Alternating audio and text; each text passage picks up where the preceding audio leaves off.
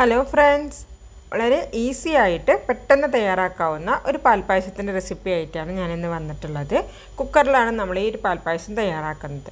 സാധാരണ നമ്മൾ കുക്കറിൽ തയ്യാറാക്കുന്ന പാൽപായസത്തിന് ചെറിയൊരു ഡിഫറൻസ് ഞാൻ ഇതിൽ വരുത്തിയിട്ടുണ്ട്. അപ്പോൾ നിങ്ങൾ എല്ലാവരും ഈ വീഡിയോ ഫുൾ ആയിട്ട് ഒന്ന് കാണുക. അതിനുശേഷം ഇതുപോലെ ഒന്ന് ട്രൈ ചെയ്തിട്ട് നോക്കുക. ഞാൻ ഇവിടെ 1/4 കപ്പ് ജീരകശാല അരിയാണ് പായസം വെക്കാനായിട്ട് ഉപയോഗിക്കുന്നത് ട്ടോ. 1/4 കപ്പ് എന്ന് പറഞ്ഞിട്ടുണ്ടെങ്കിൽ നമ്മൾ ഇങ്ങനെ 2 പിടി കൈ വെച്ചിട്ട് ഇങ്ങനെ പിടിക്കുമ്പോൾ 2 പിടി അരിയാണ് എടുക്കേണ്ടത് ട്ടോ. ജീരകശാല അരിക്ക് പകരമായിട്ട് നിങ്ങൾക്ക് വേണമെന്നുണ്ടെങ്കിൽ ബസ്മതി അരി ഉപയോഗിക്കണമെന്നുണ്ടെങ്കിൽ ബസ്മതി അരി ഉപയോഗിക്കാം. നമ്മൾ നെയ്ച്ചോറൊക്കെ വെക്കാൻ എടുക്കുന്ന അരി ഉണ്ടല്ലോ ജീരകശാല കൈമാരി, അതാണ് കുറച്ചും കൂടി ടേസ്റ്റ് ബസ്മതി അരിനെക്കാട്ടും. ഇനി നമുക്കിത് 1-2 പ്രാവശ്യം ഇതുപോലെ കുറച്ച് വെള്ളം ഒഴിച്ചിട്ട് നന്നായിട്ട് ഒന്ന് കഴുകി എടുക്കാം. കഴുകിയ ശേഷം നമുക്കിതിലേക്ക് ഒരു 10 മിനിറ്റ് കുറച്ച് നല്ല വെള്ളം ഒഴിച്ചിട്ട് ഒന്ന് കുതിരാനായിട്ട് ഈ അരി ഒന്ന് നമുക്ക് മാറ്റി വെക്കാം. ഒരു 5 മിനിറ്റെങ്കിലും നിങ്ങൾ ഇതൊന്ന് സോക്ക് ചെയ്യാനായിട്ട് വെക്കണം. 10 മിനിറ്റിന് ശേഷം ഞാനപ്പോൾ അതിലെ വെള്ളം ഫുള്ളായിട്ട് ഡ്രെയിൻ ചെയ്തിട്ട് കളഞ്ഞു. ഇനി നമ്മൾ കൈ വെച്ചിട്ട് ഇതുപോലെ ഒന്ന് റബ്ബ് ചെയ്യുക, ഒന്ന് ഇങ്ങനെ തിരുമ്പുക. അപ്പോൾ ആ അരിയൊക്കെ ഒന്ന് ബ്രേക്ക് ആവും. നമ്മൾ പായസം വെക്കുമ്പോൾ ഫുള്ളായിട്ട് അരിക്ക് എടുക്കുന്നതിനേക്കാട്ടും നല്ലത് ഒന്ന് ബ്രേക്ക് ആയിട്ടുള്ള അരിയാണ് കേട്ടോ കുറച്ചും കൂടി നമ്മുടെ പായസം ടേസ്റ്റി ആക്കുന്നത്. ഇനി നമ്മൾ ഒരു കുക്കർ ഇതുപോലെ അടുപ്പത്ത് വെച്ച് നന്നായിട്ടൊന്ന് ചൂടാക്കുക. കുക്കർ എടുക്കുമ്പോൾ ഇത്തിരി വലിയ കുക്കർ തന്നെ എടുക്കുക. ഇപ്പോൾ നമ്മൾ ചെയ്യാൻ പോകുന്നത് 1 ലിറ്റർ പാലിലാണ് നമ്മൾ ചെയ്യാൻ പോകുന്നത്. അപ്പോൾ 1 ലിറ്റർ പാലിൻ്റെ അളവിലാണെന്നുണ്ടെങ്കിൽ ചുരുങ്ങിയത് ഒരു 3 ലിറ്റർ കപ്പാസിറ്റി ഉള്ള കുക്കറെങ്കിലും നിങ്ങൾ എടുക്കണം കേട്ടോ. അല്ലെന്നുണ്ടെങ്കിൽ പാല് വെറുതെ തിളച്ച് തൂവിപ്പോവും. ഇനി ഇതിലേക്ക് ഞാനൊരു 1/4 കപ്പ് പഞ്ചസാര ഇട്ട് കൊടുക്കുന്നുണ്ട്. ഈ പഞ്ചസാര നമുക്ക് ഇനി ഒന്ന് കാരമലൈസ് ചെയ്തിട്ട് എടുക്കണം. അപ്പോൾ അതിന് വേണ്ടിയിട്ട് ഞാനൊന്ന് പരത്തിയിട്ട് കൊടുത്തിട്ടുണ്ട്.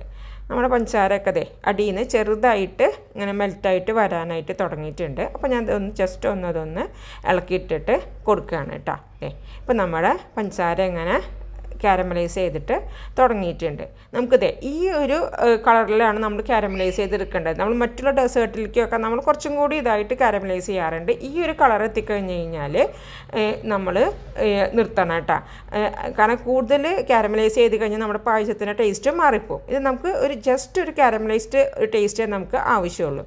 അപ്പോൾ അങ്ങനത്തെ ഒരു സ്റ്റേജിലേക്ക് ഷുഗർ കാരമലൈസ് ചെയ്താൽ നമുക്കതിലേക്ക് 1 ടേബിൾ സ്പൂൺ നെയ്യ് കൂടി ചേർത്ത് കൊടുത്തിട്ട് നന്നായിട്ടൊന്ന് മിക്സാക്കാം.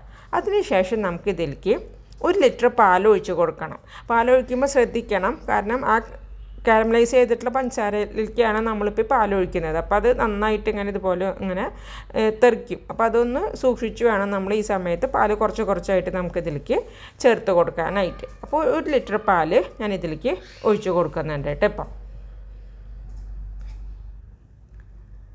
നമ്മൾ പാലൊഴിച്ച് കഴിയുമ്പോൾ നമ്മൾ കാരമലൈസ് ചെയ്തിട്ടുള്ള ഷുഗർ താഴെ ഒന്ന് ക്രിസ്റ്റലൈസ് ചെയ്യും.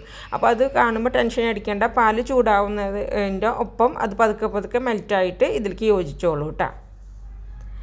ഇപ്പോൾ നമ്മൾ ആ ഷുഗറൊക്കെ നന്നായിട്ട് മെൽറ്റായി ഡിസോൾവ് ആയിട്ട് ഇതിലേക്ക് നമ്മൾ ചേർത്തിട്ടുള്ള പാലിലേക്ക് നന്നായിട്ട് യോജിച്ചിട്ടുണ്ട്. ഇനി നമ്മൾ ഈ പാലൊന്ന് ചൂടാവട്ടെ. നന്നായിട്ട് പാലൊന്ന് ചൂടായിട്ട് വരുന്ന സമയത്ത് നമുക്കിതിലേക്ക് നേരത്തെ നമ്മൾ ഇതാക്കി വെച്ചിട്ടുള്ള ജീരകശാല അരി ഇതിലേക്ക് ഇട്ട് കൊടുക്കാം. അങ്ങനെ ഒരു തിളക്കൊന്നും വേണ്ട പാല്, പക്ഷേ പാലൊന്ന് ചൂടായതിന് ശേഷം മാത്രമേ നമ്മൾ ഇതിലേക്ക് അരി ചേർത്ത് കൊടുക്കാൻ പാടുള്ളൂ. എന്നിട്ട് ഇതുപോലെ ഒന്ന് നന്നായിട്ട് ഇളക്കുക.